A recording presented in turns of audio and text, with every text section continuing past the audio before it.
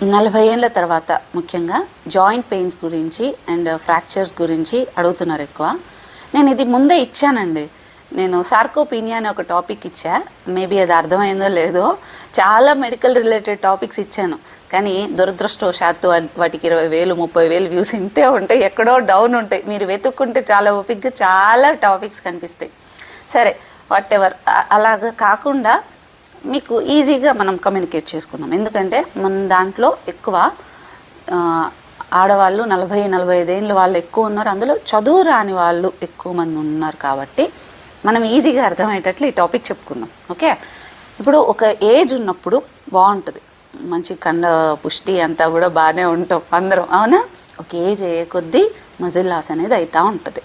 ముఖ్యంగా ఆడవాళ్ళల్లో మనకి ఫ్రెండ్ ఒకటి ఉంటుంది, ఈస్ట్రోజన్ హార్మోన్. అది ఓకే, అది ఏం చేస్తుంది, మనకి ఎక్కువ వెయిట్ గెయిన్ అనేది కాకుండా మనకి స్ట్రెంగ్త్ అనేది చక్కగా ఉండి మన పనులన్నీ మనం చేసుకునేటట్లు, పీరియడ్స్ అన్ని రెగ్యులరైజ్ అయ్యేటట్లు, మూడ్ స్వింగ్స్ అట్లాంటివన్నీ ఇవన్నీ కూడా బ్యాలెన్స్ చేస్తూ ఉంటుంది. అది 40 తర్వాత ఏమవుతుందంటే అది ఫ్లక్చువేషన్ అనేది స్టార్ట్ అయిపోతుంది. దాంట్లో తర్వాత మెల్లిగా అది తగ్గుతూ వస్తుంటుంది ఈస్ట్రోజన్ హార్మోన్. దానివల్ల ప్రీమెనోపాజ్, పీరియడ్స్ ఇర్రెగ్యులర్ అవ్వడం ఇట్లాంటివన్నీ అవుతూ ఈస్ట్రోజన్ డ్రాప్ అవగానే పీరియడ్స్ కూడా ఆగిపోతాయి. ఇది సర్వసాధారణంగా జరిగే ప్రక్రియ.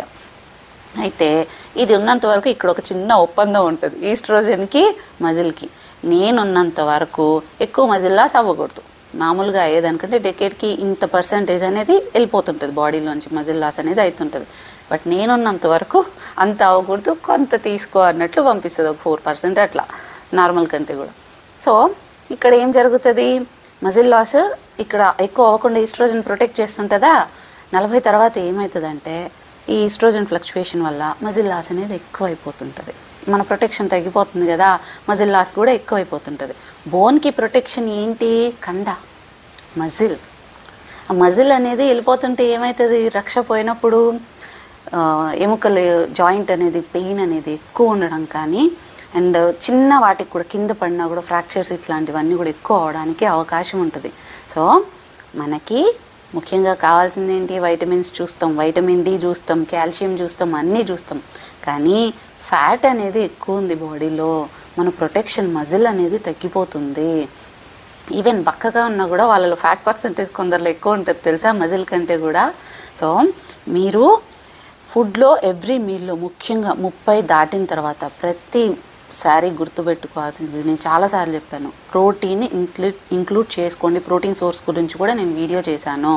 అండ్ చిన్న చిన్న వెయిట్స్ అనేది లిఫ్ట్ చేయండి. ఇది మన కోసం, వెయిట్ కోసం కాదు, మన ఆరోగ్యం కోసం, ఒకరి మీద డిపెండ్ అవ్వకుండా బ్రతకడం కోసం.